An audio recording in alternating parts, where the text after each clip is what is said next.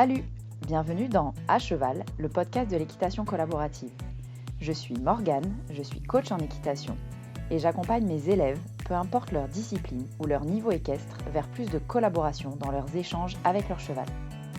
Si tu es cavalière et que tu es à la recherche de connaissances, de tips, de réflexions ou d'exos pour que ton équitation devienne plus collaborative, alors tu es au bon endroit. Dans ce podcast, je te partage seule ou avec mes invités tout pour t'inspirer et que tu puisses développer l'équitation dont tu rêves avec ton cheval. T'es prête ? Allez hop, à cheval ! Salut, j'espère que tu vas bien. Aujourd'hui, on se retrouve pour un épisode, encore une fois, parole de propriétaire. J'adore ces épisodes-là. Et aujourd'hui, j'ai la chance de recevoir Sophie. Sophie qui va nous parler de son expérience avec Aria. Sophie, c'est une des élèves de Zen à cheval. Et elle a vécu ces derniers temps une transformation assez dingue avec Aria. Vous allez voir, sur un sujet où la solution n'a pas été le travail. N'a pas été trouvée dans le travail en tout cas.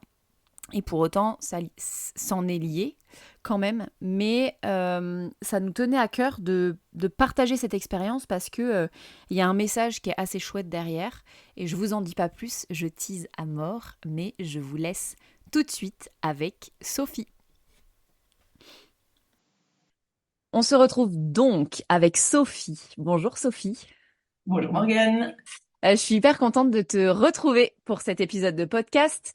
Sophie, on se connaît toutes les deux et on s'est rencontrées quelques fois. On s'est vues sur un événement avant que tu rentres dans le programme Zen à cheval, mais on se connaît principalement parce que tu es dans le programme Zen à cheval avec ta jument Aria.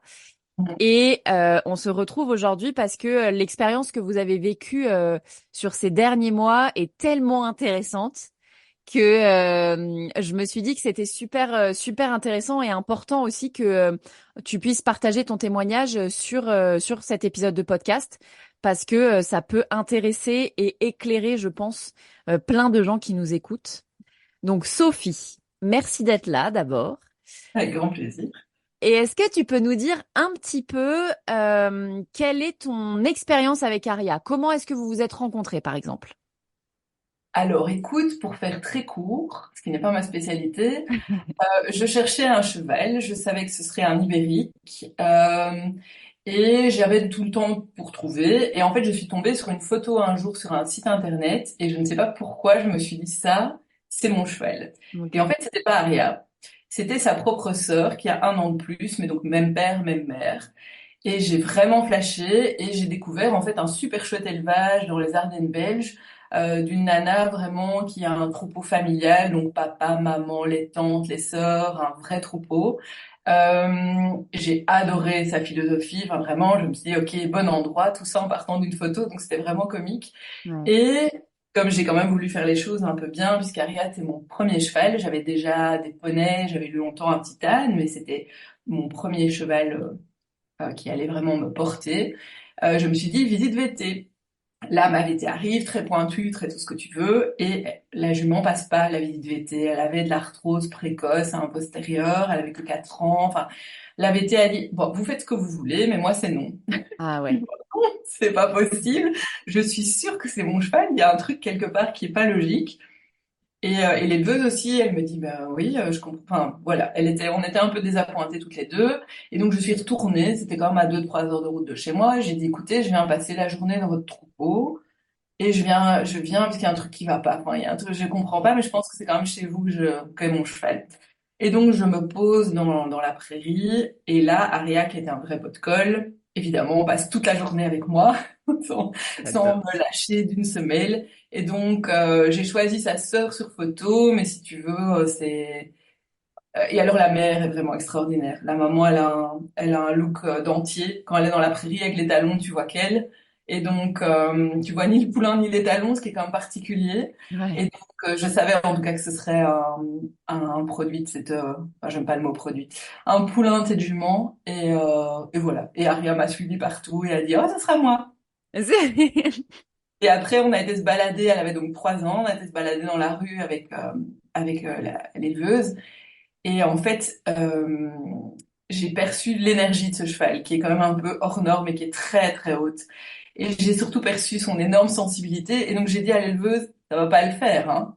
Elle Mm. me ressemble beaucoup trop en termes de sensibilité. Donc elle plus moi, vous n'imaginez pas le taux d'hypersensibilité au mètre carré, ça va Ouais. exploser tout le temps. Et donc elle m'a dit, ah oui, mais oui, c'est vrai, mais Aria est calme si l'humain est calme. Là, je me suis dit, la bonne blague. C'est justement pour ça que je ne peux pas acheter votre cheval. Et, euh, et donc j'ai continué en fait à chercher parce qu'elle me faisait beaucoup trop peur. Enfin, en fait, elle me ressemblait par trop de trucs et je me suis dit non, ça va être compliqué, on va s'auto-allumer perpétuellement. Ouais. Et j'ai même mis un acompte sur un autre cheval qui était tout aussi sensible, cela dit, et tout aussi, mais qui était plus ancré, clairement. Et en fait, Ouais. la nuit d'après, j'ai super mal dormi. Enfin, j'ai vraiment pas su du tout dormir. J'ai passé une des pires nuits de ma vie. Je me suis dit, mais merde, je me suis trompée. Là, c'est l'autre, c'est vraiment l'autre. T'es obligé d'aller acheter ce cheval-là. Ok. Donc voilà, tu vois, l'achat, pas très rationnel, mais vraiment, j'ai essayé de ne pas l'acheter. De toutes Ouais. mes forces. C'est la première et j'espère la dernière fois de ma vie que j'ai rompu un contrat. C'est vraiment pas dans mes habitudes. Et donc, j'ai été la chercher, en fait. Ok. Voilà. Et dans quel but tu l'avais acheté, toi? C'était pour faire un cheval de famille, un cheval pour toi, Oui, c'est loisir, ça. Un bon l'extérieur loisir, ou... ouais, loisir. Après, le truc qui me ferait vraiment plaisir un jour, c'est de pouvoir l'amener sur des petits parcours de cross, parce que j'adore les sensations, mais j'ai pas du tout envie que mon cheval se blesse d'une quelconque manière. Enfin, tu vois, moi, quand je regarde les crosses au JO, je suis juste verte. Je connais quand même plusieurs personnes dont le cheval est décédé sur un cross, donc ça, c'est hors de question. Donc, un cross Shetland, tu vois, ça, Ouais. c'était... Quand je l'ai acheté, je me suis dit, c'est juste pour la sensation d'être à fond et en communion avec mon cheval, mais des hauteurs Shetland, juste pour Ouais. faire des petits obstacles, mais où on est sûr que personne ne se prend les pieds. Parce qu'il faut reconnaître qu'en plus, elle saute pas magnifiquement bien. Mais par contre, elle a un équilibre de chèvre, donc en fait, le cross serait une bonne idée. Un équilibre de chèvre, j'ai jamais entendu ça. C'est belge comme expression. Non, pas du tout, c'est pas belge. Ça veut dire quoi? C'est dire un bon équilibre ou un mauvais Et oui, équilibre? oui, il y a un bon. Tu vois, les Ok. chèvres qui sont dans les montagnes, qui descendent n'importe comment et qui arrivent en bas, là, tu vois. Ah oui, c'est vrai. Ok, je vois. Parce que nous, chez nous, être une chèvre, c'est quand même pas hyper positif Ah non, non, là, c'est très, très comme positif, vraiment. qualificatif. Quand tu Ok. vois Aria descendre une pente, enfin, elle est à fond de caisse et ça passe, tu vois. Tu ne sais Ouais. pas par quel miracle, mais non, elle a un super bon équilibre, mais elle ne saute pas vraiment. Enfin, une hauteur caillou serait bien, tu vois. Donc, voilà. Très bien, trop cool. Donc vraiment objectif loisir et effectivement avec un cheval avec une grosse énergie comme Aria peut avoir, C'est ça. c'est un objectif qui demande du travail en fait. Mine de C'est rien. ça. Et une certaine dose de lâcher prise aussi. Ouais, Beaucoup de confiance, en fait. Mais voilà. ouais, trop bien. Et est-ce que tu peux nous parler un peu de ton parcours aussi une fois que Aria est rentrée dans ta vie? Parce qu'aujourd'hui elle a quoi, 8 ans? Elle a 8 ans, oui. Ouais, Ah donc ouais. ça fait 5 ans que vous êtes ensemble plus ou moins? Oui, c'est ça. Elle est arrivée à 3 ans et demi. Ben écoute, on a commencé vraiment par d'abord travailler à pied avec une chouette coach, on va dire éthologie appliquée, même si je pense que pour les puristes ça veut pas dire grand-chose, mais bon voilà, on se comprend. On travaille à pied, on a établi une très chouette relation et quand elle a eu 5 ans, comme les Ibériques sont vraiment tardifs, j'avais vraiment envie d'aller tranquille. Donc à 5 ans, elle est allée au débourrage chez une nana dans le même genre de, on va dire d'idées, de philosophie, etc. Et ça s'est vraiment super bien passé parce que voilà, tout avait été préparé à pied, donc ça a été un peu une formalité. Et j'ai profité de son débourrage pour la changer d'endroit à ce moment-là, parce qu'elle était dans je vais dire un paddock paradise, mais c'est pas tout à fait exact. On va dire plutôt un système d'équipistes Mm. où on n'avait pas des super balades autour, il y avait beaucoup de macadam, où la piste était vraiment pas bonne, vraiment sable, très très lourd. Et donc je me suis dit, pour travailler à pied, c'est ok. Pour travailler montée, je vais la blesser bêtement. Donc voilà. Donc on a changé d'endroit à ce moment-là. Donc on va Ok. dire que jusqu'à ces 5 ans. Bah, la jument a beaucoup d'énergie, énormément de personnalité. Il faut mériter de bouger ses pieds aussi, parce que sinon elle conteste et elle se dit, ah non, c'est gentil, mais tu peux faire un peu mieux s'il te plaît, sinon je ne vais rester là. Et voilà. Mais donc jusqu'à 5 ans, oui, jeune cheval, etc. Ce que j'avais pas encore fait, mais pas aucun souci particulier. Un cheval vraiment bien dans sa tête. On partait souvent en balade à pied à nous deux. très souvent seule, puisqu'il n'y avait pas beaucoup de gens là où on était. On passait à côté des Karcher, à côté des motos, enfin voilà, aucun problème, quoi. Ouais, ok, L'énergie était là, quoi, mais très positive, toujours très généreuse, et donc, ouais. ok, trop bien. Du coup, je le disais dans l'introduction, dans la présentation, on se connaît parce que tu es rentré dans le programme Zen à cheval. Est-ce que tu peux nous dire pourquoi tu es rentré, enfin, qu'est-ce qui a fait que tu as ressenti le besoin de rentrer dans ce programme-là? Mais écoute, on a donc déménagé dans un endroit que je connaissais parce que j'avais déjà été faire un stage là-bas. J'avais trouvé Aria très chouette dans cet endroit-là.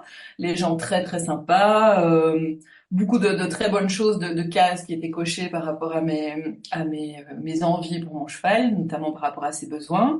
Et donc, bah, j'arrive là-bas après son débourrage. Alors, première difficulté que j'ai eue, c'est que bon, bah, un jeune cheval, même s'il a passé 6 semaines bah, au débourrage, ça reste un jeune cheval. Voilà, on a juste le bouton play qui est mis, mais pour le reste, donc voilà, tu vois, là, je me suis fait quand même peur une fois ou deux, pas fort, mais en tout cas en me disant bon, bah, en fait, c'est pas si simple de monter un jeune cheval. Mais c'était encore globalement raisonnable. Et donc on a passé, on va dire, 6 mois comme ça. Et puis c'était en janvier, tout début janvier. Bonne année Sophie. C'était un peu pour ma pomme, un peu de ma faute. Je suis allée la voir vraiment en fin de journée. Il y avait beaucoup de pluie, beaucoup de vent. Elle déteste la pluie. Il faisait tout noir.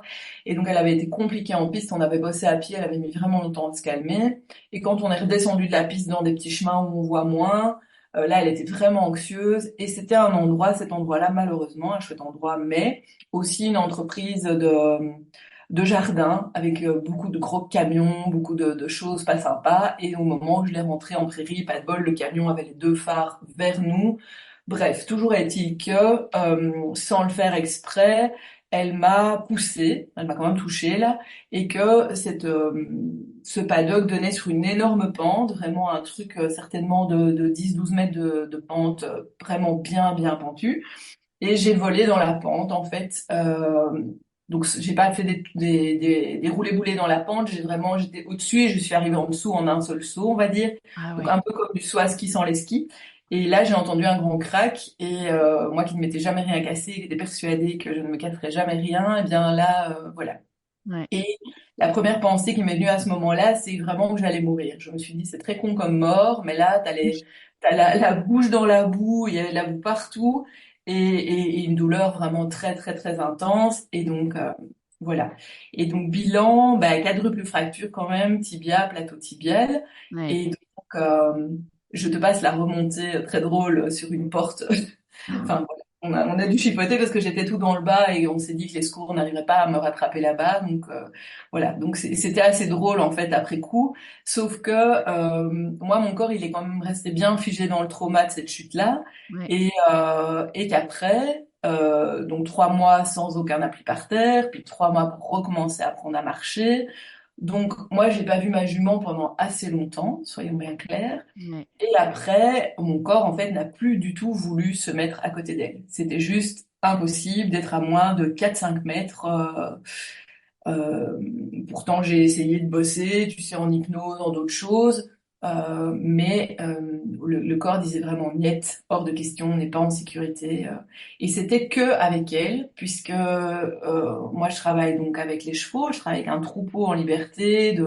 Alors le nombre varie entre 16 et 10, ça dépend des moments, mais donc tous des castards de minimum 500 kilos. Et Ouais. là, mon corps ne faisait pas cette réaction-là, tu vois. Mais Ok. près d'Ariad, c'était juste pas possible. Donc, alors qu'au milieu du troupeau avec les autres, voilà, je gardais mon ancrage, je pouvais gérer la sécurité de mes clientes, mais là, au milieu, près d'elles, c'était pas possible. Ok. Et donc, on était reparti, en fait, enfin, pas au débourrage, mais j'avais redemandé à la nana qui l'avait débourré de la reprendre 6 semaines. Et j'avais vu tous les progrès qu'elle faisait encore avec cette nana-là. Et en fait, il y avait un décalage énorme entre le fait que ma jument progressait, mais que moi, je savais même pas la tenir en longe. Je crois que le jour où on a fait de justement la présentation de Zen à cheval que tu avais fait, un webinaire, etc. Je crois que l'après-midi même, j'étais partie en balade, la nana, elle avait monté, et moi, je marchais à côté, et c'était insupportable, en fait. Ah ouais. Le chemin faisait 3 ou 4 mètres de large, et j'aurais voulu être à 15, et c'était pas possible dans ce chemin-là. Et je tremblais comme une feuille. Et là, je me suis dit, bon, ok, là, il faut faire quelque chose. Ta jument avance, elle est vraiment chouette. Et ton corps dit, non, complètement non, il faut recommencer à zéro. Ok, il y a un trauma, mais on va tout reprendre depuis le début. J'étais un peu comme dans la chanson de U2, là, tu vois, With or Without You. Ben, moi, c'était pas possible d'être sans elle, parce que ce Ouais, cheval, je ne pourrais pas la vendre. ouais, Et c'était impossible d'être avec elle. Donc, j'étais vraiment calée, quoi. ouais, ok. Et du coup, ouais, et puis c'était vraiment, moi, ce dont je me souviens, c'est que c'était vraiment Aria, quoi. À côté des autres chevaux, globalement, ça allait pas trop mal. Oh, Mais et à côté des autres, vraiment, il a fallu un peu le temps de réapprendre à marcher, etc. Hein. Au début, j'allais quand même avec ma béquille pour, tu vois, élargir ma bulle dans le troupeau pour que ce soit très clair qu'il n'y en ait aucun qui me bouge dessus. Mais ouais, on avait eu un été, on avait réintégré d'autres chevaux dans le troupeau avec lequel je travaille avec une énergie de feu de Dieu. Cela, ça me faisait rien du tout. ouais, Tandis qu'avec Aria, tout de suite, sueur froide, tout le corps qui tremble. Et alors, ce que j'ai oublié de te dire qui vient quand même dans l'équation, c'est que moi, je me suis cassé la figure donc en janvier 2022 et que elle, en juillet, elle a fait un ulcère bizarre à un œil, d'origine vraiment allergique, atypique, genre le truc qu'à l'université de Liège, bon, ils en ont vu quelques-uns cet été-là, mais ils ne savaient pas trop pourquoi certains chevaux déclenchaient ça. Des ulcères qui résistaient à tout traitement médicamenteux. Ils pensent peut-être, point d'interrogation, je sais pas où ils en sont maintenant, peut-être que les recherches ont évolué, j'ai pas regardé, mais donc ils pensaient éventuellement à une allergie aux poils de chenille processionnaire, mais donc un truc vraiment ouais. très très bizarre. Et donc elle a dû être opérée. En fait, quand moi j'ai recommencé à marcher, elle s'est blessée à l'œil. Ok. Donc vraiment, chirurgie, enfin voilà, cheval couché et tout, donc grosse intervention. Ouais. Et puis 2, 3 mois après, je me suis dit, bah ok, là maintenant c'est bon. Bah ok, pas du tout. Elle s'est blessée à la jambe, une belle chute où elle a glissé dans le paddock, mais bon. Et donc il y a eu comme ça une accumulation de trucs où j'ai commencé à me dire, bon, il y a un truc là qui va pas. C'est pas possible en fait. À chaque fois que je refixe des cours avec un prof, il y a un truc qui nous arrive. Ouais. Donc, et ça c'était bizarre aussi, tu vois. Quand Mm. c'est une fois, je veux bien, hein, mais quand elle s'est blessée à la jambe, je me suis dit, bon, est-ce qu'il y a un truc à capter? À ce moment-là, j'ai fait une première communication animale avec elle. J'étais vraiment complètement paumée. Je me suis dit, mais ok, mais qu'est-ce qu'on va faire? Et j'ai notamment posé la question du changement de lieu. Et à ce moment-là, c'est pas arrivé sur le tapis, en fait. Ouais. Elle m'a beaucoup parlé de plein de trucs, de mon perfectionnisme, de plein de choses hyper importantes, mais pas du tout du changement de lieu. Pour elle, ça avait l'air d'être ok. Ok. Trop bien. Trop intéressant. Du coup, est-ce que tu peux nous... Parce qu'il y a eu pas mal de changements, en fait. L'accompagnement zen à cheval, c'est 6 mois. Et en fait, en Ouais, 6 mois, pour vous, il s'est passé plein de trucs. Notamment, ouais, effectivement, le changement de lieu dont tu parles. Mais il y a tout un cheminement, en fait, qui t'a amené à ça. Est-ce que ouais. tu peux nous parler un peu du cheminement que vous avez vécu pendant ces 6 mois-là? Zen à cheval. Je crois que la première chose qui m'a marqué, ben, c'est ton tout premier point sur l'observation des signaux d'inconfort du cheval, les signaux de douleur. Ouais. Moi, j'observe quand même beaucoup les chevaux à longueur de temps, mais le fait de tout revoir depuis le début, de manière hyper précise, je me suis dit, tiens, j'ai l'impression que mon cheval est quand même jamais détendu à 100%, Ouais. notamment au niveau de la tête. C'est surtout aussi au niveau de la tête que il y avait certains signes, notamment dans le froncement de son nez, où je me suis dit, bon, ok. Donc, et alors je travaillais à ce moment-là avec une très chouette prof avec qui on essayait vraiment de travailler notamment le relâchement de son brachiocéphalique, de son muscle là-devant. Et en fait, elle me disait, c'est curieux, je vois bien que ton cheval, enfin, Aria, elle est hyper futée, tu l'expliques une fois un truc, elle comprend, mais elle n'arrivait pas à donner ça, tu vois. Elle était tout le temps sur le qui-vive, tout le temps en alerte, et quand je l'observais au paddock, pareil, même chose, cheval jamais pleinement détendu.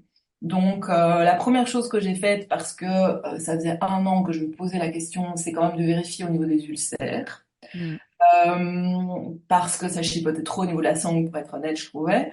Il n'y avait pas des ulcères carabinés, elle avait, je crois, 3 petits ulcères, dont 2 qui étaient même pas de grade 1 et un qui était de grade 1 qu'on a quand même traité parce que ma vétérinaire m'a dit écoute franchement il vaut mieux éradiquer parce qu'il y a des chevaux qui sont toujours entre deux et qui sont pas bien donc on va traiter mais ce qu'on s'est dit avec ma prof c'est que l'ulcère n'était probablement pas la cause de toutes ces tensions mais plutôt la conséquence et Ok. donc on avait un cheval qui contestait par moments enfin, qu'on pouvait pas toucher il y avait des moments où c'était impossible de la toucher Alors j'ai investigué, est-ce que c'est hormonal? C'était pas hormonal parce que c'était tout aussi pire enfin c'était tout aussi compliqué en hiver qu'en été.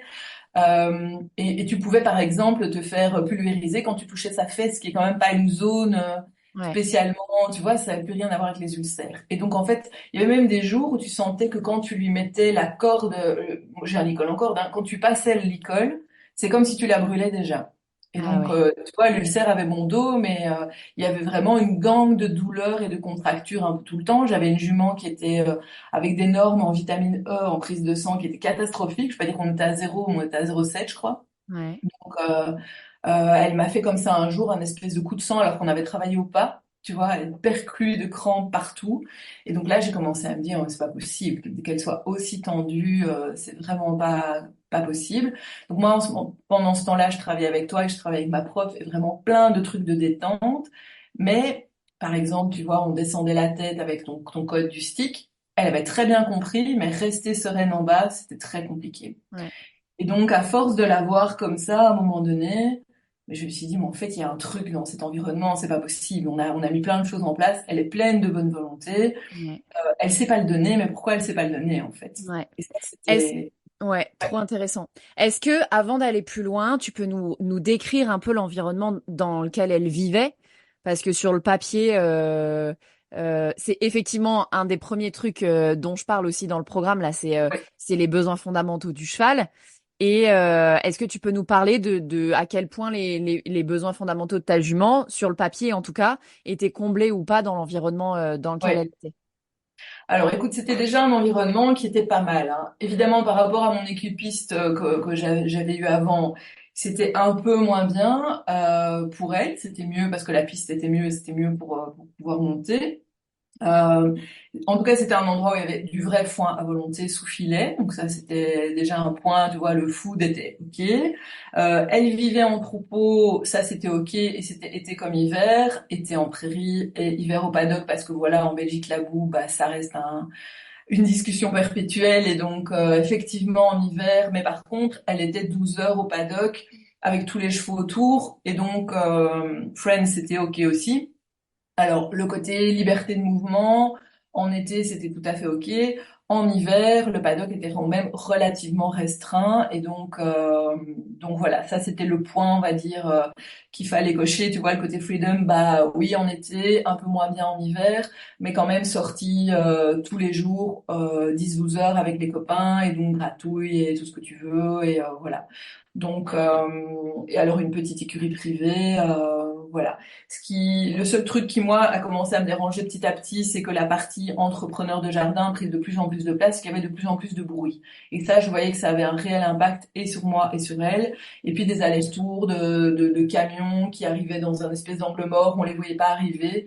Et donc, j'avais jamais une jument complètement sereine à la tâche.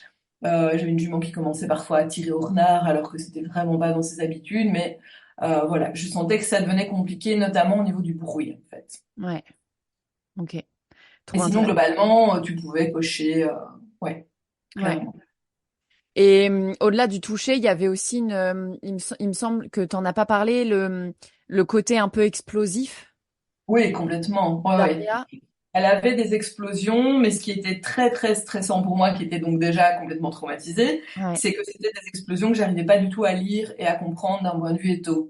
Elle pouvait avoir la tête en bas et être complètement détendue, et puis exploser une seconde après. Et la professionnelle qui la montait, en qui vraiment j'ai totalement confiance, qui la montait vraiment ben, dans le respect, dans la décontraction, avait le même genre de truc. Et était notamment tombée une fois ou deux à des moments où elle m'a dit, mais écoute, enfin, je ne m'y attendais pas du tout. Elle était vraiment en extension d'encolure, tranquille, aucune raison de démarrer, et elle démarrait effectivement. Et ouais, ça donnait l'impression vraiment, en un coup, que deux fils se touchaient et que on la perdait complètement et qu'elle devenait complètement cinglée entre guillemets, alors que bah, c'est quand même un cheval qui était né, comme je te l'ai dit, en troupeau familial, etc., etc. C'est pas un cheval qui a eu un passé lourd en Espagne, par exemple. On peut en ouais, rencontrer beaucoup chez les Ibériques, mais elle, j'étais sa propriétaire juste après l'éleveuse, jamais eu une manipulation dangereuse ou quoi que ce soit, ou violente, donc il n'y avait pas de raison en fait qu'elle fonctionne comme ça. Et elle l'avait jamais fait dans son endroit précédent, elle l'avait pas fait au débourrage non plus, Et ça, c'était hyper inquiétant parce que c'était totalement anarchique en fait. Ouais. Et donc petit à petit, et on va bien insister là-dessus parce que c'est vraiment l'objet de cet épisode de podcast et l'expérience là où elle est vraiment hyper intéressante. C'est que sur le papier, du coup, ses besoins fondamentaux étaient plutôt comblés. Ouais. Évidemment qu'on pouvait chipoter avec l'hiver, c'était des paddocks, c'était pas des grands prés, etc., etc. Mais ça n'empêche que son besoin de mouvement, il était au max comblé parce que toi, tu faisais aussi en sorte qu'elle Oui, sorte, qu'elle s'intéresse, qu'elle vive un peu des expériences aussi cognitives, qu'elle apprenne des choses, etc. Et puis, de toute façon, on fait comme on peut. Donc, si on cherche la petite bête, on peut dire oui, mais nanana. Mais il y a quand même des choses qui étaient hyper percutantes sur le décalage entre ses comportements, notamment explosifs, le fait qu'elle supporte pas être touchée comme si le moindre contact la brûlait, ouais. le fait qu'elle explose comme ça sans aucun préavis sans qu'on puisse voir aucune pression monter. Et ça, je me souviens, c'était super intéressant parce que nous, notamment toutes les deux dans les coachings individuels, on a fait des coachings où en fait, moi, je sais même pas si je l'ai déjà vraiment vue exploser. Elle était hyper relâchée et tout ça. Et toi, tu me disais, mais elle est comme ça. Et d'un coup, bam, bam, il y a un truc qui se passe Ouais. et je le vois pas venir et elle explose, quoi. Ce qui n'aide pas quand nous-mêmes, nous ne Ah sommes pas bah, ça, tout à en fait. toi déjà, tu te dis mon Dieu, au secours. Et alors, quelque chose qui était très marquant, c'est qu'elle était plus détendue en extérieur que dans la piste Mm, aussi. En extérieur, j'avais un cheval qui pouvait descendre son encolure, se détendre. Et là, et pourtant, c'était pas un environnement nécessairement facile. Il y avait quand même 10-15 minutes avant d'arriver au bois. Et donc, avec des petits chemins où, voilà, les voitures parfois arrivaient assez vite. Et je l'avais plus détendu là que dans la piste. Et donc là, j'ai commencé à me dire ça me paraît étrange. Parce que la piste, elle la connaît. Ok, c'était pas une piste facile. Il y avait des haies avec des trucs masqués, des chèvres pour en revenir à la chèvre mm.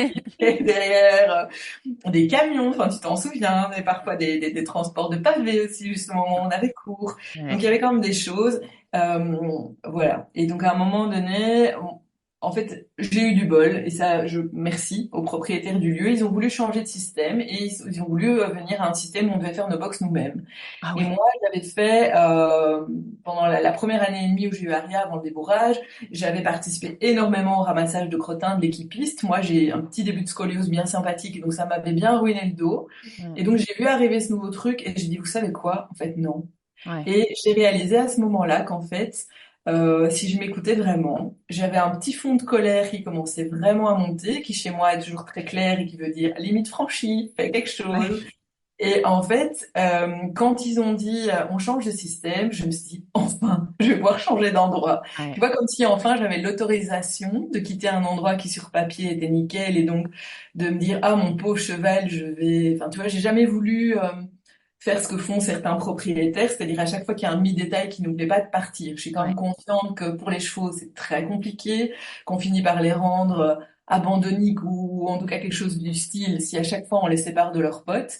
Et donc ici, j'ai attendu un peu d'avoir l'autorisation de me dire, ah oui, mais attends, ton dos, on a déjà donné, pas Ouais. deux fois.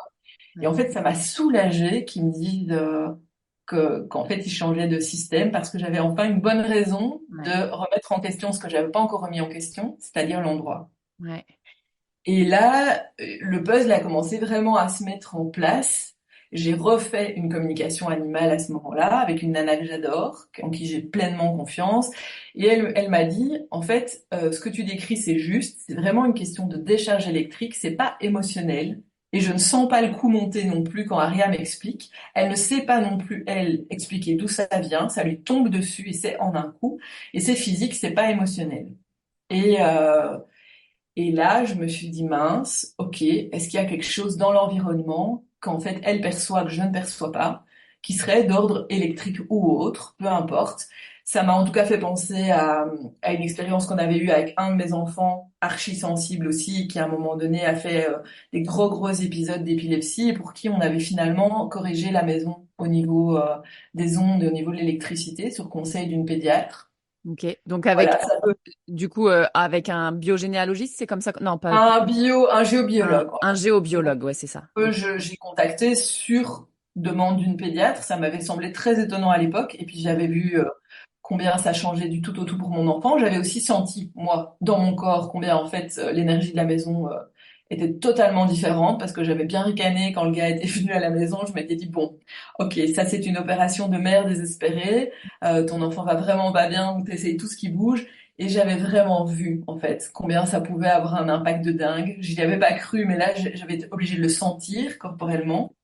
Et donc, à un moment donné, je me suis dit, mais si ça tombe, l'histoire se répète, il y a un truc ici qu'Aria supporte pas. Ce Ouais. qui m'a aidé aussi, c'est qu'il y avait un autre cheval qui avait le même genre de comportement. Et Ok. donc, en fait, on s'est soutenus mutuellement pour dire non, on n'est pas folle, on connaît vraiment nos chevaux par cœur, il y a un truc qui n'est pas du tout cheval ici, qui n'est pas OK. Donc, on a déménagé en même temps toutes les deux vers deux endroits différents, et nos chevaux, en un jour, tous les deux, se sont complètement posés, et c'était fini, en fait. Ouais, c'est fou. Et ce qui était marquant, c'est que je suis arrivée dans le nouveau lieu et la nana qui est dans le nouveau lieu est aussi praticienne de shiatsu. Et donc, elle a posé ses mains sur Aria quand elle est arrivée. Elle m'a dit, mais elle est tendue, mais de partout. C'était une pierre.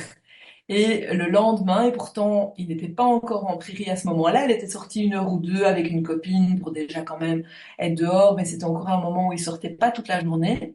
Et le lendemain, je vais caresser Aria, et, enfin, et la brosser, etc. Et il y avait un truc vraiment bizarre et j'arrivais pas à mettre le doigt dessus. Et en fait, elle n'avait plus la même texture quand je l'ai brossée. Ma brosse s'enfonçait dans mon cheval. Et Ouais. donc, j'avais plus du tout les mêmes sensations. Et je me suis dit, mince, mon cheval est tout mou en Ouais. un jour. Et là, tu vois, je me suis dit, bon, ok, d'accord. Après, le fils, c'est le cheval. Il y avait probablement de l'autre côté, énergétiquement, un truc. Alors après, j'ai pas fait venir le géobiologue sur l'endroit que je lui ai quitté. Je me suis dit que ça valait pas beaucoup la peine. Oui. Par contre, j'ai une copine énergéticienne dont la fille avait le cheval au même endroit et son cheval, elle, n'avait aucun problème. Je lui ai dit, va un peu voir la piste et tel endroit où elle faisait toujours des écarts. Et elle aurait identifié quand même qu'il y avait effectivement des courants électriques souterrains vraiment profonds. Et Ok. donc, voilà. Donc, peut-être qu'il aurait fallu simplement corriger cette piste, puisqu'il y a moyen de corriger énergétiquement.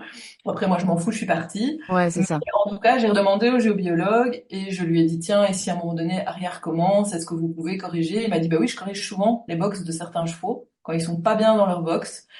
Parfois, il suffit de juste corriger l'énergie du box. Et ce qui est quand même vraiment marquant, c'est que le cheval de ma copine qui est parti en même temps avait un box à un endroit un peu privilégié de l'écurie et que donc quelqu'un a repris ce box-là et que 2 jours après, son cheval s'est blessé à la tête sans qu'on sache pourquoi. Ah, c'est Donc, tu fou. vois, de là à se dire que peut-être qu'à certains moments, il y a des courants électriques, des trucs, des machins. Faut aussi faire, par exemple, attention de mon expérience avec mon fiston aux panneaux photovoltaïques qui bloquent l'énergie d'une manière ou d'une autre. Ok. Donc, si un cheval, par exemple, moi j'ai regardé ici, Aria, elle a pu choisir son box dans le nouvel endroit et elle l'a pas choisi sous les panneaux. Et donc, tu vois, j'étais contente. Je me suis dit, ah, d'accord, c'est déjà bien. Et on l'a laissé choisir. Voilà, donc ça peut paraître un peu dingue, un peu bizarre et un peu tout ce qu'on veut. Maintenant, c'est vrai que tant Aria que mon fiston sont des hypersensibles plus plus. Ouais. Ça, toutes les personnes qui ont approché Aria me l'ont dit. Ma prof, elle l'appelait la jument de cristal parce qu'elle m'a dit, écoute, de toute ma carrière, j'en ai eu un seul aussi sensible qu'elle, mais c'est tout. Ouais. Tu vois, dans l'écurie où j'étais avant, il y avait 10 chevaux, il y en avait 8 pour qui c'était OK, hein. Il y en Ouais. avait 2 pour qui ça n'allait pas, tu vois. Euh, voilà. Pourquoi, je sais pas. Mais en tout cas, bah, Ariane n'a plus, elle a évidemment gardé son énergie, mais elle n'a plus jamais explosé de manière anarchique. Et là, maintenant, bah, tu verras demain quand on aura cours ensemble, mais elle peut vraiment aller chercher vers le bas et elle est décontractée des oreilles à la pointe de la queue, tu vois. Hmm. Et, euh, et ça s'est fait en un jour. Et c'est Ouais. comme si tout ce qu'on avait bossé avec toi, avec ma prof, en fait, elle avait tout emmagasiné, elle avait tout retenu. Mais Ouais. quand d'un coup, elle pouvait tout donner, là, tu vois. Ouais. C'était marrant. Maintenant, elle propose de descendre, elle, spontanément, à plein de moments, parce qu'elle peut le donner, quoi. Elle a Ouais. bien compris, évidemment, qu'il fallait descendre, tu Ouais. vois. Et elle peut descendre et rester. Maintenant, quand je la mets à la tâche là-bas, parfois même, c'est pas bien, mais j'attache juste le licol autour de son cou. Je sais qu'elle va plus jamais tirer. Elle te la met à la tâche, elle pieute. Ouais. Mais du jour au lendemain. Donc voilà, c'est très, très, très particulier, mais voilà. Et ah oui, bah, autre chose que j'ai pu observer. Alors là, on sait qu'un changement d'endroit peut vraiment jouer là-dessus, hein, mais c'est que ma jument, elle était dermiteuse, très entre guillemets, mais clairement plutôt des grattages émotionnels, pas Ouais. la vraie. les vraies allergies que certains peuvent éventuellement avoir, mais qui est quand même toujours un déséquilibre d'une manière ou d'une autre, hein. Mais ma jument, elle est arrivée là-bas, j'ai mis sa couverture 2, 3 jours, et puis je sais pas, je l'ai pas mise un jour ou deux, je ne sais plus pour quelle raison, et puis en fait, je l'ai plus jamais remise. Ouais. Ici, elle se gratte pas. Ou elle se gratte un peu comme n'importe quel cheval qui a des mouches en été, tu vois. Mais elle a toute sa crinière, elle a toute sa queue, elle a plus sa couverture. Ouais. Et alors, elle a aussi résorbé un sarcoïde qu'elle avait sous le ventre, qu'elle avait depuis très très très longtemps et qui s'est ouvert, on ne sait pas trop pourquoi, et qui s'est complètement cicatrisé alors que ça ressemblait à une grosse cerise, c'est maintenant complètement plat. Donc au niveau physique, j'ai pas encore refait la prise de sang de vitamine E parce qu'en fait je m'inquiète pas. Je la vois détendue, musculairement ok. Donc je pense que cette prise de sang va être très bien. Mm. Donc j'ai pas eu besoin de le refaire, tu vois. Mm. Mais je la referai certainement et je ne serais vraiment pas étonnée que comme par hasard sa vitamine E avec laquelle je me bats depuis 2, 3 ans soit tout à fait parfaite. Ouais, c'est Donc fou. Ouais. Et là, ça fait combien de temps que tu es dans ton nouveau lieu, du coup? Ça fait quelques semaines maintenant. ça fait mi-avril, donc Ah ouais, mai, oui, ça juin. fait un petit temps quand même. Ça Ouais. fait 3 mois, du coup. Voilà, si tu le dis. Du coup, Ouais. Donc, ouais. oh, c'est ça. Non, un peu moins de 3 mois. Et du coup, c'est hyper intéressant là ce que tu partages, c'est que tu dis, enfin, avant, elle explosait très régulièrement. Peut-être quasi à chaque séance, tu avais au moins une explosion. Enfin, contredis-moi si je me trompe, hein. Mais C'était pas nécessairement à chaque séance, mais en tout cas, c'était fréquent. Et c'est quelque chose que je n'avais pas dans son premier lieu ouais, avant son décourage, tu vois. Donc, c'était vraiment propre à ce lieu-là. Et au début, j'avais mis ça sur le compte du, bah oui, maintenant, t'es à la grande école, chérie, on n'est plus juste en travail à pied, etc. Mais n'empêche qu'elle explosait surtout à pied aussi, tu vois. ouais, Parce que c'est quand même beaucoup moins à cheval qu'à pied.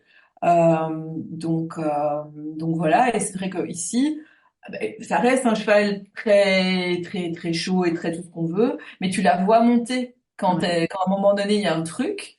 Bah, d'abord, elle sait redescendre tout de suite, et puis oui, elle va peut-être faire un écart, mais tu vois pourquoi. Tu te dis ah bah oui, là il y a eu un bruit, ou alors tu la vois monter, tu peux dire 1, 2, 3, ok, ça va partir. ouais, Avant, je n'avais pas mon 1, 2, 3, j'avais 0, et puis à 0, 1, ça explosait, tu vois. ouais, Donc ici, ça redevient un cheval lisible avec des comportements de chevaux, en fait. ouais. Enfin, de cheval en l'occurrence. Et donc, du coup, moi, ça me sécurise complètement de me dire maintenant, je peux de nouveau la lire, et je pense qu'elle est vraiment bien. Et tu vois qu'elle a plaisir à venir me voir quand j'arrive, enfin qu'elle est vraiment, que tout est serein, que c'est tranquille. Alors elle est dans un grand troupeau de 14 chevaux, donc elle adore, elle qui est née dans un troupeau un peu comme ça. C'est pas le genre de troupeau qui conviendrait à tous les chevaux, mais elle, c'est son kiff absolu. Elle trouve ça trop bien. Il y a Ouais. tout le temps quelqu'un qui fait un truc, et donc son côté concierge et hyper curieuse a toujours un truc à se faire. Donc, et le jour, on était en balade avec un de mes fistons qui commence à la monter. Donc moi, je la tiens et lui, il est à cheval. Il y avait un bus derrière nous sur la route qui était vraiment derrière parce qu'on était à côté de l'arrêt de bus et donc il s'est arrêté à 1 mètre de nous. Ouais, Bon, la jument, elle a mis une demi-oreille en arrière. J'en tiens, oui, un bus, tu vois. ouais. Donc, c'est quand même impressionnant, la différence. Ah, c'est génial. Et là, dans ton nouveau lieu, est-ce que tu peux nous dire un peu les conditions de vie dans lesquelles elle vit, ta jument? Elle est donc dans un grand troupeau que tu dis de 14 chevaux. Oui, Ils oui, ont de oui. l'espace, j'imagine? Oui, ils ont de l'espace. Après, ils ont pas. En fait, les prairies sont moins grandes que de l'autre côté pour un petit peu plus de chevaux. Donc, ce qui m'inquiétait très fort au départ, c'était que l'herbe là est clairement surpâturée. Et Ouais. donc, moi, ayant un ibérique, gna gna gna, je me suis dit, ouh là là, attention le SME. Et donc, je me suis fait plein de peurs, on va dire d'anticipation. Tu vois, mon perfectionnisme m'a dit, ouh là, tu vas Ouais. vraiment la mettre sur une herbe qui a pas germé, gna gna gna gna. Et en fait, elle la gère excessivement bien, tu vois. J'ai donné un petit complément pour la transition foin-herbe, etc. Et de l'autre côté, je pense qu'une partie de ses douleurs venait notamment de pas mal de gaz qu'elle avait dans les intestins. Et donc, elle a aussi bien fondu physiquement, en fait, alors qu'elle est à l'herbe H24, ce qui n'était pas le cas de l'autre côté. Ok. Donc, tu vois, en fait, elle a vraiment bousculé mes préjugés. La Ouais. seule chose que je fais maintenant, c'est qu'à chaque changement de parcelle, comme elle a un peu de mal à réfréner son enthousiasme, je mets un panier pendant un jour pour dire, OK, on a vu. C'est de la nouvelle herbe, elle est top, mais tu fais ça calmement. Ok. Et puis, je lui enlève le panier et c'est réglé, en fait. Ok. Donc, et ses crottins sont nickel, sa digestion est nickel, son poids est vraiment très bien. Ouais. Alors que de l'autre côté où c'était plus sur papier, ça semblait mieux, bah, en fait, elle est beaucoup plus fit maintenant. Ouais. Euh, et donc, tu vois, moi, toutes les angoisses que j'avais avec sucre, attention, ibérique, machin, ben en fait non, ne font pas le poids par rapport au bien-être qu'elle a là-bas, par rapport à son troupeau, par rapport à plein de choses. Oui, c'est pas grave, tu vois. Ouais. Après, en hiver, faudra voir, elle sera en boxe plus que de l'autre côté. Ils sortent, on va dire, 4 heures par jour. Ben donc ce sera à moi d'adapter les moments où j'irai la voir et à la faire marcher, à partir en balade, etc. En même temps, et ça elle aime bien, dans une petite écurie où il y a 4-5 chevaux, je crois. Et en fait, ils se voient tous. Et elle a choisi un box, on va dire, dans un coin. Et donc, elle a un pote à gauche, enfin, en face et un pote à sa gauche. Donc, à droite en face et un pote à sa gauche. Et donc, elle est vraiment dans un petit cocon où même s'ils sont en box, ils sont un peu collés serrés, un peu tous ensemble dans leur petit truc. Et donc, voilà, elle a de la chance d'avoir un endroit où, en fait, on attend de voir vraiment dans quel box ils sont bien. Donc, on Ouais. avait un plan A, et puis en communication animale, elle avait dit, oh ben non, hein. Donc, on est passé au B. Et on est toujours dans le B. Ok. Apparemment, on vient. Donc voilà. Trop bien, trop chouette. Eh ben, merci Sophie, moi ça me passionne d'écouter, enfin on en a parlé, hein, nous bien sûr, Ouais, ensemble de toutes ces expériences et je trouvais ça génial et assez fou, justement tous les signaux que tu as vus. Et puis du coup, tout à l'heure, tu disais que tu travaillais avec les chevaux et en fait tu es thérapeute avec les chevaux c'est ça. ou grâce aux chevaux. Et du coup, ce que nous en France on pourrait appeler la médiation équine ou de Oui, c'est l'équi-coaching ou ça. de Ouais, tout ce genre de métier. Donc je dis ça parce que c'est important de dire que tu as un œil sur les chevaux et tu travailles avec les chevaux et tu travailles justement avec les signaux qui renvoient aussi. Donc tu as une oui, lecture oui. des chevaux qui est importante et qui est importante pour toi. Euh, et du coup enfin voilà, c'est vraiment hyper hyper intéressant de voir tout ce qui s'est passé depuis, en fait tout ce qui s'est passé et tout ce qui ne s'est pas passé depuis que t'as changé d'endroit quoi. Il y a vraiment ce truc de Ouais, ouais, ouais, ouais. quelques jours après, Complètement. quand tu m'as dit, mais sa texture a changé, elle est Oui, molle. sa texture, c'était ça. Mon cheval est devenu mou, elle était dure partout. Et là, maintenant, elle est molle. Ma brosse, Ouais, ouais, tu c'est l'as fou. redit là, mais ça me fait trop rire, tu sais. Ma brosse s'enfonce. C'était Oui, vrai. c'est fou comment on peut être content de certaines choses, Ah non, tu vois. mais c'est Ah génial. ouais. C'est Ah génial. ouais, complètement. Et c'est vrai que, tu vois, j'ai beau travailler avec les chevaux, ce que j'ai réalisé, parce que j'avais donc eu, comme je t'ai dit, mes poneys, un âne, etc. Mais c'est quand c'est ton cheval, tu deviens complètement biais.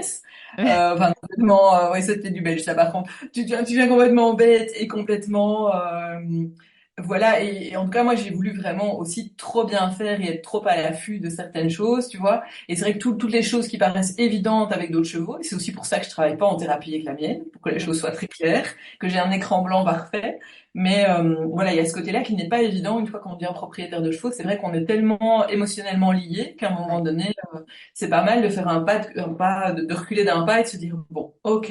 Et c'est ça que j'ai adoré dans ton programme, c'est que ça repart sur des fondamentaux que je connais bien sûr par rapport à tous les autres chevaux, mais que j'ai aimé appliquer à la mienne. Parce que là, on a des lunettes déformantes qui font qu'il y a des choses qu'on zappe, en fait. Ouais. Clairement, tu vois. Et moi, ce qui m'a vraiment, ben, je crois que je l'avais partagé, c'est vraiment d'avoir pu retrouver mon pouvoir de propriétaire en disant, OK, tous les professionnels autour de la santé ou pas, vous avez votre point de vue. Mais en fait, moi, je ne sais pas vous expliquer pourquoi, mais mon cheval, c'est pas dans cet endroit-là. Et même si Ouais. l'endroit est parfait, tout ce que vous voulez, ben en fait, non, il y a un truc qui marche pas. Et à un moment donné, c'est ce que mon acupuncteur avait fini par dire, parce qu'Aria, depuis ses problèmes à l'œil, elle est suivie par un acupuncteur pour éviter qu'elle le fasse une deuxième fois. Il m'avait dit, écoute, tu sais quoi, ce qui reste, parce que tout le restant est au vert, c'est de changer d'endroit. Parce que moi, j'ai déjà vu, me disait-il, il parlait notamment d'un cheval pour qui ça avait aussi tout changé en un coup. Ouais. Euh, et donc, je pense que ça peut quand même être une piste à un moment donné quand on se dit qu'on a tout tenté, qu'en fait, bêtement, le changement de lieu, une autre énergie, euh, ouais, ici, moins de mouches, clairement aussi, par rapport à sa dermite et tout, clairement. Et Ouais. alors aussi, un truc qui me semble important à mettre dans l'équation et que je n'avais peut-être pas jusque-là mis de la bonne manière, c'est vraiment ne pas oublier nos besoins de Mm. propriétaires dans l'histoire. Puisque Mm. par exemple, quand elle était allée en équipiste Aria, ben, j'avais un nombre d'heures de tâches à faire incroyable et donc je m'étais complètement oubliée dans l'équation pour qu'elle puisse continuer à vivre sa vie de cheval d'extérieur parce que je culpabilisais de prendre un cheval dans un troupeau familial et d'amener dans un endroit qui soit pas 100% naturel. Ouais. Et ici, j'ai encore hésité avant le changement de lieu. J'avais hésité entre un vrai pépé, un vrai paddock paradise et l'écurie où je suis. J'ai quand même longtemps hésité en me disant, est-ce que c'est pas égoïste de la mettre dans l'écurie où je suis? Maintenant, c'est l'écurie où monte mon fiston très sensible et donc en fait, j'avais déjà eu un très sensible qui m'avait dit que c'était un bon endroit. Ouais. Parce que si mon fiston est zen, je me suis dit le cheval, ça va aller aussi. Ils se ressemblent tellement. Ça m'a aidé à faire le déménagement, mais en fait ici, je pense que nos chevaux ne nous demandent pas, en tout cas, un sacrifice complet et permanent. Je pense que ça se passe en duo et qu'il faut que les deux membres du duo se sentent bien. Et c'est vrai qu'en venant ici, et ça c'est ton programme qui j'avais vraiment, tu vois, fait la liste de tous mes besoins. J'avais besoin d'un prof sur place, mais pas d'un prof technicien. Enfin, si je voulais un bon technicien en bio, doué en bioméca, qui puisse ne pas faire mal à mon cheval, mais je voulais quelqu'un qui allait gérer mon trauma et mes émotions. Donc, qui Ouais. allait pas me regarder comme une andouille si moi je lui disais, tant que je suis pas à l'aise, tu me tiens à la longe et tu ne me lâches pas. Ouais. Et donc, j'ai trouvé tout ça. Donc, tu vois, elle a son troupeau et son herbe surpâturée, mais qu'elle gère, on s'en fout. Ouais. Et moi, j'ai mon troupeau humain qui fait que je me sens vraiment en sécurité et soutenue et que personne ne me regarde de manière bizarre quand j'explique que quand une porte de box claque, j'ai tout mon corps qui tremble, tu vois. Ouais. Et donc, je pense que ça fait partie de l'équation, vraiment, et que probablement c'est aussi pour ça que sa texture a changé, c'est que j'imagine que la mienne aussi, tu Ouais. vois. Ouais, ouais, trop marrant, trop intéressant. Donc voilà. Ok.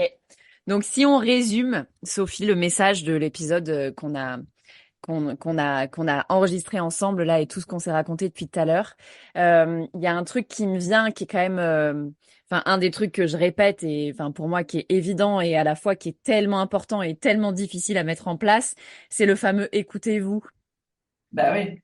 Il y a vraiment ce truc de dans ce que tu nous racontes. Il y a, j'entends, tu sais, ce truc où tu te dis, ah, il y a un truc. Il y a un truc, mais t'investigues, tu trouves pas, tu sais pas, etc.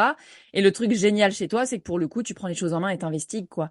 Donc, t'as investigué, et puis à un moment, tu t'es dit, bon, allez, feu, on va changer d'endroit parce que pour toi, ça devenait gênant d'être là-bas. Enfin, ça devenait, je me souviens, tu te tendais les derniers temps et tout ça. Ouais, Et, ouais. et du coup, il y avait ce truc qui te disait, bon, allez, feu, faut trouver ailleurs, quoi. Donc, si jamais, tiens, si jamais on devait, si jamais les gens qui nous écoutent devaient retenir une chose de ce qu'on s'est raconté là depuis tout à l'heure, ce serait quoi pour toi? Mais je pense que c'est vraiment ce que tu as dit, ce qui me vient en tête, c'est ce que ma pédiatre disait quand les enfants étaient tout petits. Moi, je suis maman de jumeaux, donc j'ai beaucoup vu ma pédiatre. Et elle me disait, moi, j'écoute toujours les mamans, elles savent. Et même si parfois elles savent pas m'expliquer, elles ont ce feeling qui fait que. Ouais. Et moi, je pense que c'est vraiment ça en tant que propriétaire de chevaux. On est d'accord qu'on n'est pas les mamans de nos chevaux. En tout cas, moi, Aria, elle me laisserait jamais dire un truc pareil. J'aurais ses oreilles en arrière tout de suite. Mais on a quand même ce septième sens là, ou enfin ce sixième, Ouais. qui fait que, moi je rajoute directement le septième, qui fait qu'à un moment donné, oui, on ne sait pas pourquoi et en fait c'est pas très grave. Mm. Et oui, comme tu disais, vraiment, écoutez-vous. Et je pense vraiment aussi le chemin que toi tu proposes, que même si on croit savoir, tu vois, les signaux de détente des chevaux, moi j'ai vu arriver ton module, je dis bah, ok, ça vaut la peine, en tout cas quand on est calé là, parce que moi j'étais vraiment dans une impasse, de pas aller à l'étape 5, vraiment de commencer à la zéro et de se dire ok, il y a peut-être un truc que là j'ai loupé Mm. pour vraiment passer à côté de rien, tu vois. Moi, j'ai vraiment tout rechecké au niveau santé, et puis quand j'ai fait tout le tour de la santé, bah, je suis arrivée sur l'énergétique parce que je voyais plus trop, Ouais. tu vois, comment faire le truc. Mais je pense que c'est pas mal de recommencer au point de départ et pas de se dire, ok, mais ça, je sais.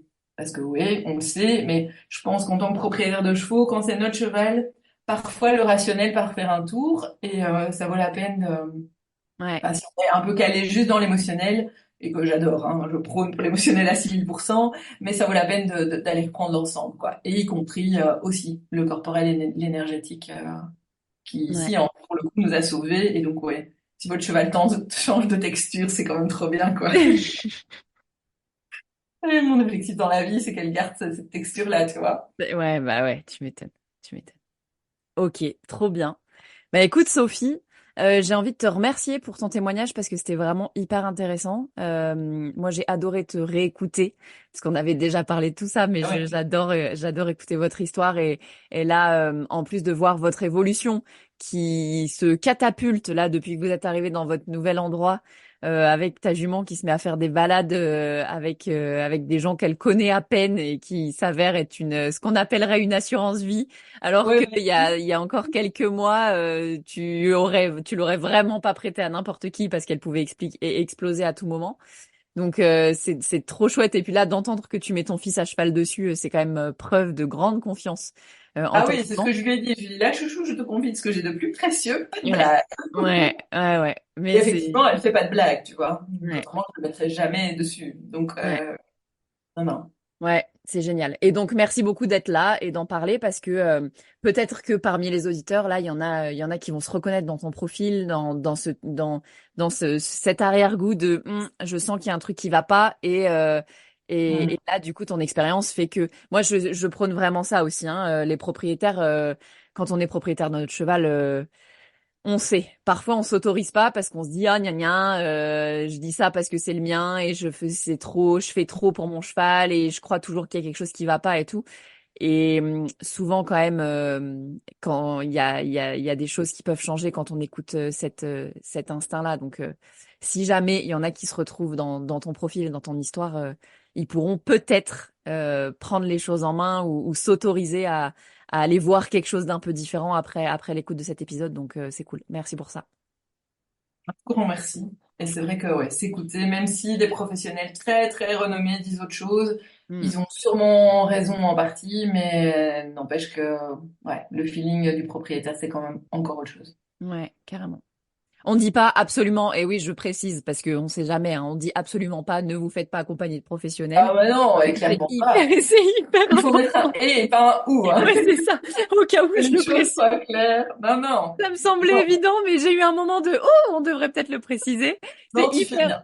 ouais, On est c'est très. d'accord, moi je suis entourée tout le temps de super professionnels, mais ne pas du coup disparaître de l'équation en se disant que du coup forcément ce qu'on a à dire ou ce qu'on sent est moins pertinent. C'est pas le Ouais, cas tout à fait. Trop bien. Donc faisons-nous confiance. Ce qui aussi. est, ouais, c'est trop bien, trop cool. Bah écoute Sophie, je te remercie beaucoup et je te dis à bientôt du coup. Oui, à très bientôt Morgane. Et voilà, c'est la fin de l'épisode avec Sophie que je voulais vraiment remercier pour ce partage d'expérience qui était vraiment fascinant à suivre au quotidien, mais aussi que j'ai adoré écouter et réécouter, j'ai adoré en discuter avec elle aujourd'hui. J'espère que ça vous a plu à vous aussi.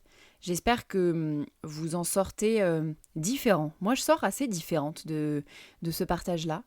Et il nous amène vraiment à nous écouter, à aller au-delà de ces fameuses listes à cocher, de besoins fondamentaux des chevaux par exemple, et de faire confiance à nos ressentis, et de prendre action en fonction de nos ressentis. Donc je trouve que c'est très enrichissant comme partage d'expérience. Donc merci beaucoup à Sophie d'avoir accepté de partager ça dans le podcast. Si jamais le podcast t'a plu, tu peux venir m'en parler directement sur les réseaux sociaux. Je transmettrai à Sophie si tu as un message pour elle. Tu peux aussi mettre un commentaire sur la plateforme d'écoute que tu utilises. Ça aide le podcast à se faire connaître. Tu peux également mettre 5 étoiles sur la plateforme d'écoute que tu utilises. Si jamais tu veux être mis au courant des prochains épisodes, de la sortie des prochains épisodes, tu peux t'abonner au podcast. Et moi, je te laisse ici et je te dis à la semaine prochaine pour un nouvel épisode de À Cheval, le podcast de l'équitation.